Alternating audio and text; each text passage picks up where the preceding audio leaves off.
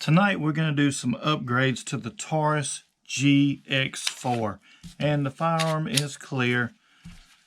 The 11 round magazine that comes with the gun, when you put it in, you don't have any place for your pinky to sit. So what I did was I ordered a base plate for it, and you can get these from Taurus's website.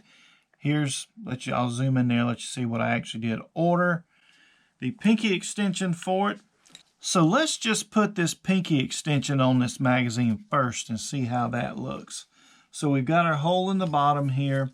We are just going to, we're going to press down. Let's see.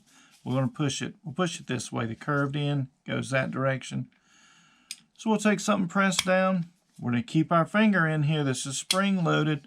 Hold it down and put the new base pad on. Slide it into position. Make sure right there we got to get the lock into position. There we go. So now it's locked in. So there's your pinky rest on your 11 round magazine for the Taurus GX4. Let's put it in. So now you've got a place for your pinky to rest while you grip this pistol. So, don't push your responsibility as an adult off onto a child. Buy gun locks and gun safes. Till next time, folks, take care.